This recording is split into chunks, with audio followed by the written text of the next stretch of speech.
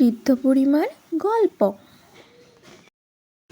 আসসালামু আলাইকুম ছোট্ট বন্ধুরা, আজ আমি তোমাদেরকে একটি বৃদ্ধ বুড়িমার গল্প বলবো। তিনি মূলত খুবই ক্ষুধার্ত ছিল, তাই তিনি খাবার ক্রয় করার জন্য একটি খাবার বক্সের সামনে দাঁড়ালো। তার কাছে মাত্র একটি কয়েন ছিল, তাই তিনি কয়েনটি দিয়ে বিস্কিট ক্রয় করার চেষ্টা করলো, কিন্তু বিস্কিটটি কোনোভাবেই পড়ছিল না।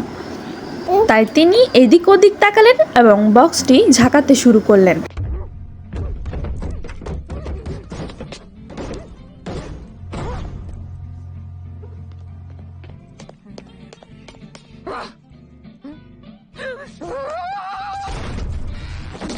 অবশেষে তিনি বিস্কিটটি নিতে পারলেন এবং তা নিয়ে রেল লাইনের উদ্দেশ্যে রওনা দিলেন।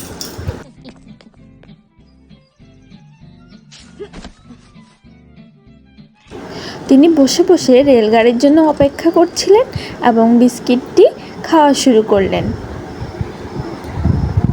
তখনই তার পাশে বসে থাকা ছেলেটি তার থেকে বিস্কিট খাওয়া শুরু করলো।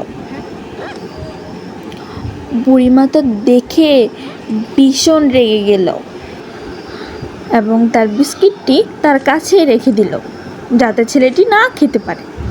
কিন্তু ছেলেটি তো ভীষণ চালাক, সে সেখান থেকে নিয়ে নিল এবং বিস্কিটটি খেতে লাগলো।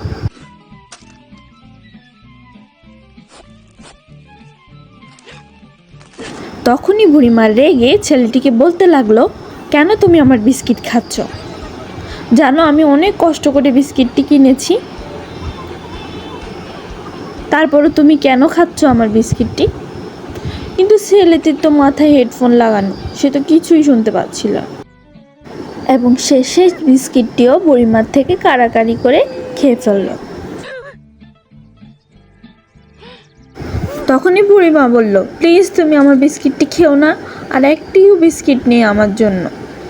কিন্তু ছেলেটি তার কথা শুনলই না, বরং বুড়িমাকে অর্ধেক দিল এবং নিচে অর্ধেক খেলো।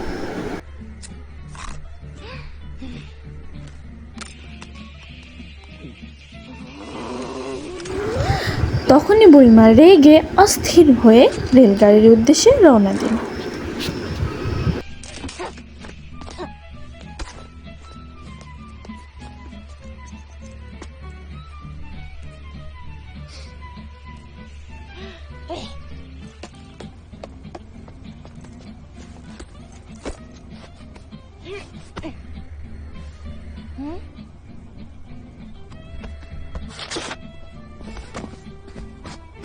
বৃদ্ধ বুড়িমা যখনই টিকিট নিয়ে ব্যাগের মধ্যে রাখতে গেল, তখনই সেটা বিস্কিটটি খুঁজে পেল। তখন তিনি ছেলেটির জন্য অনেক আফসোস করলেন। তিনি ভেবেছিলেন ছেলেটি বোধহয় তার বিস্কিটটি খেয়ে ফেলেছিল, কিন্তু তিনি তাকে ভুল বুঝেছিলেন। এখন তিনি তার ভুল বুঝতে পেরে অনুশোচনায় ভুগছেন।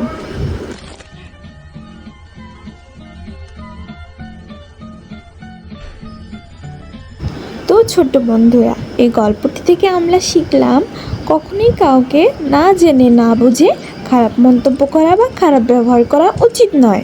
গল্পটি ভালো লাগলে লাইক, কমেন্ট এবং সাবস্ক্রাইব করে আমার চ্যানেলটির পাশেই থাকবে।